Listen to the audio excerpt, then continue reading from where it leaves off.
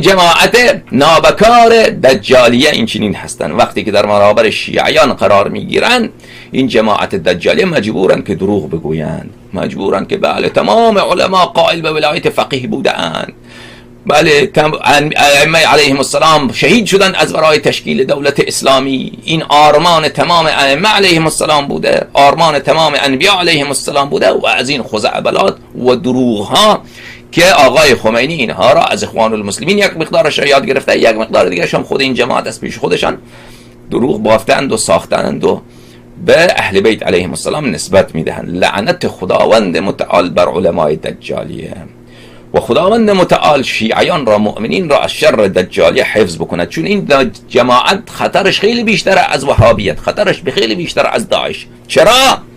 چون کفر داعش برای شیعیان واضح و روشنه، خب برای خود عمریه واضح و روشنه. این که جماعت وهابیت، این جماعت وهابیت جماعت گمراهی هستن یا ثابت کردن کفر ابوبکر و عمر، این کار سهل و آسانی هست و این بیشتر شیعیان میدانند. اما جماعت دجالیه جماعتی هستند که ابن تیمیه به صورت شیعه، به صورت روحانی شیعه، عالم شیعه، آیت الله شیعه آمده تمام حوزه های شیعه را به دست گرفته، تمام منابر شیعه را به دست گرفته.